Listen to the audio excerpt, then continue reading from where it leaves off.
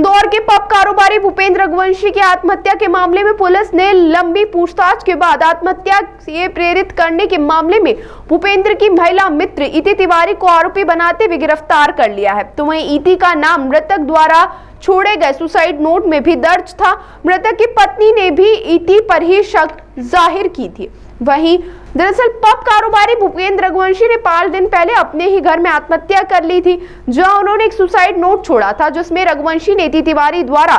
Blackmail करने और मकान की मांग करने और नए आईफोन की डिमांड किए जाने का उल्लेख किया था। तो वही इति पर आरोप लगाया गया था कि इसके कारण पूरा व्यापार चौपट हो गया है और सुसाइड नोट में अपनी मौत के लिए इति तिवारी को जिम्मेदार बताया था। तो वहीं इस मामले में अन्नपूर्णा थाना पुलिस ने जांच शुरू करते हुए इति के बयान लिए थे, थाने बुलवाया, जहां इति अपने वकील के माध्यम से पेश हुई और अपने बयान दर्ज करवाए। वहीं पुलिस ने मृतक की पत्नी सरिता के भी बयान दर्ज किए थे, जिसने इति द्वारा ब्लैकमेल किए जाने के आरोप लगाए थे। इति और भूपेंद्र की मुलाकात भूपेंद्र के इंदौर स्थित पिक्चर्स पब में हुई थी और दोस्ती के बाद उनके अनैतिक संबंध भी बने, जिसके आधार पर इति भूपेंद्र को ब्लैकमेल कर रही थी और अपने लिए भोपाल में एक मकान की डिमांड कर रही थी। लगातार बढ़ते जा रहे दबाव को भूपेंद्र सहन नहीं कर पाया और आत्महत्या कर ली थी। अब पुलिस ने इति को बयान के लिए बुलाया और बयानों के आधार पर उसे दोषी पाते हुए गिरफ्तार कर लिया है। एक शराब कारोबारी और पब संचालक भूपेंद्र रघुवंशी के द्वारा 26 अगस्त को 25 और 26 की रात में आत्महत्या करने का मामला सामने आया था, जिसमें मर्ग क्रमांक 38/25 कायम किया जाकर अन्नपूर्णा में जांच शुरू कर दी गई थी और इसमें एक सुसाइड नोट भी मिला था जो कि इसकी पत्नी आरती रघुवंशी के द्वारा पुलिस को दिया गया था। इसमें संपूर्ण मर्ग जाँच में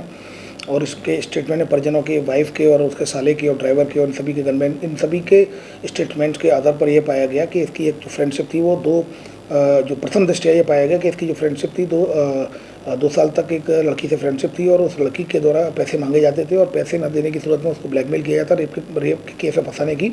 धमकी दी जाती थी। तो इस पर से प्रथम दृष्टया मामला 108 VNS का पाए जाने से उसके खिलाफ केस रजिस्टर्ड FIR कर लिया गया है और वो चूँकि वो ऑलरेडी नोटिस के पालन में अपना पक्ष रखने के लिए आई थी, तो अभी फिलहाल हिरासत में ले लिया गया, उसकी गिरफ्तारी की जा रही है।